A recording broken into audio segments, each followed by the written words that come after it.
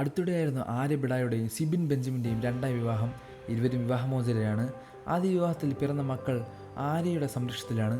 സിബിൻ്റെ ആദ്യ വിവാഹത്തിലെ ആൺകുഞ്ഞിനെ മുൻ ഭാര്യ ചിഞ്ചുവാണ് സംരക്ഷിക്കുന്നത്.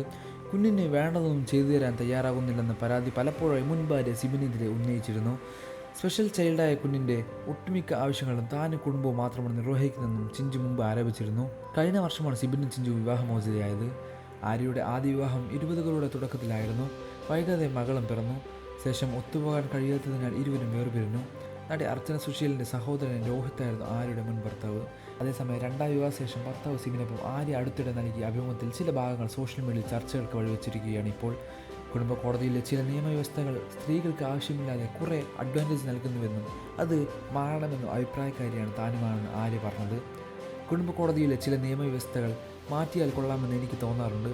കുടുംബ കോടതിയിൽ അത്തരത്തിലുള്ള ചില നിയമങ്ങളുണ്ട്. സ്ത്രീകൾക്ക് ആവശ്യമില്ലാതെ കുറേ അഡ്വാൻറ്റേജസ് ഉണ്ട്.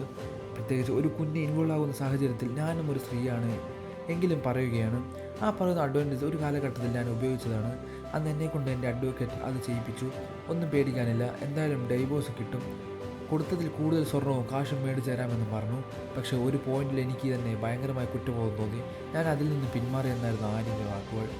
വീഡിയോ വൈറലായതോടെ ഭർത്താവിൻ്റെ പ്രവർത്തികൾ മൂലം ഇപ്പോഴും ദുരിതം അനുഭവിക്കുന്ന സ്ത്രീകൾ അടക്കം പ്രതികരിച്ചെത്തി.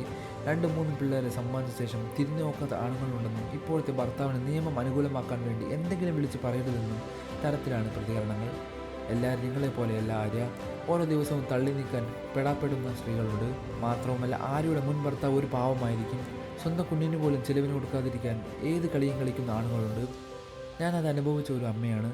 പിന്നെ ഇത്തരത്തിലുള്ള ആണുങ്ങളുടെ കാശ് കിട്ടിയില്ലെങ്കിലും സ്വന്തം കുഞ്ഞിനെ ഒറ്റയ്ക്ക് നോക്കുന്ന എന്നെ പോലുള്ള അമ്മമാരുണ്ട്. ആര്യ പറഞ്ഞത് ശരിയാണ്. നിങ്ങളെപ്പോലുള്ള സെലിബ്രിറ്റീസിനെല്ലാം ഇതൊരു അഡ്വാൻറ്റേജാണ്. സാധാരണക്കാർക്ക് അങ്ങനെയല്ല. ആര്യയ്ക്ക് ഇപ്പോൾ എന്ത് പറയണമെന്ന് തന്നെ അറിയാത്ത അവസ്ഥയാണല്ലോ. ആര്യ മുമ്പ് നൽകിയ ഡിപ്രഷൻ റിലേറ്റഡ് അഭിമുഖങ്ങൾ കണ്ടപ്പോൾ സങ്കടവും സഹതാപവും തോന്നിയിരുന്നു. പക്ഷേ ഈ വാക്കുകൾ കേട്ടപ്പോൾ പുച്ഛം തോന്നുന്നു.